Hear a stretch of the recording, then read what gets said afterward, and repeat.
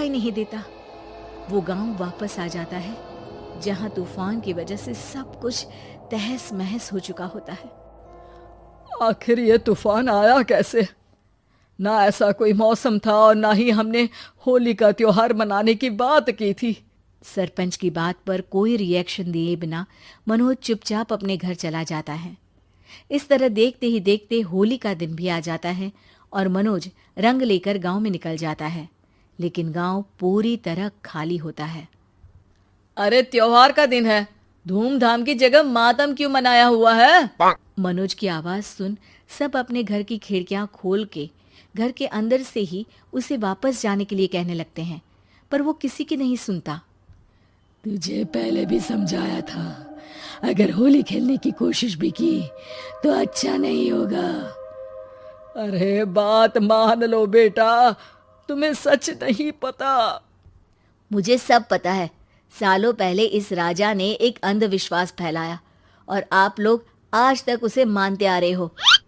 अरे बेटा, जब तुम पैदा भी नहीं हुए थे उससे भी बहुत पहले से इस गांव पर होली का श्राप है। अगर गांव में होली का त्योहार मनाया जाता है तो प्रलय आना पक्की बात होती है।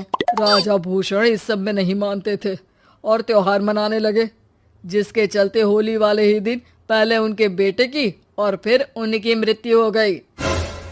तभी से गांव की रक्षा के लिए उनकी आत्मा उस हवेली में रह रही है। सबकी बातें सुन मनोज उलझन में पड़ जाता है। सोचना भी मत मनोज, अगर तुमने इस परंपरा को तोड़ने की कोशिश भी की तो उसका परिणाम इस गांव और गांव के लोगों के लिए अच्छा नहीं होगा।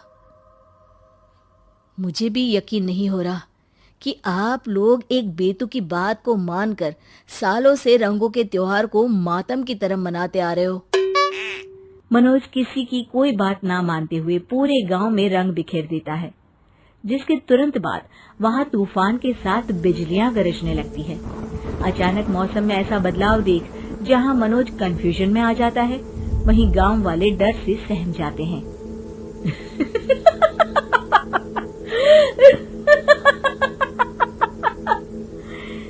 इस लड़के ने हमारे जैसे सिर्फ अपने स्वार्थ के लिए नहीं बल्कि पूरे गांव की खुशियों के लिए यहाँ होली मनाई है, जिस वजह से अब इस गांव पर होली का श्राप टूटता है। ऐसा बोलकर राजा का भूत वहां से गायब हो जाता है, जिसके बाद गांव के लोग धूमधाम से होली मनाते हैं। खुशियों के रंग गांव में बिखरे ही होते हैं कि अगली सुबह अचानक मनोज कहीं गायब हो जाता है और एक बार फिर गांव में होली का नया राज शुरू हो जाता है।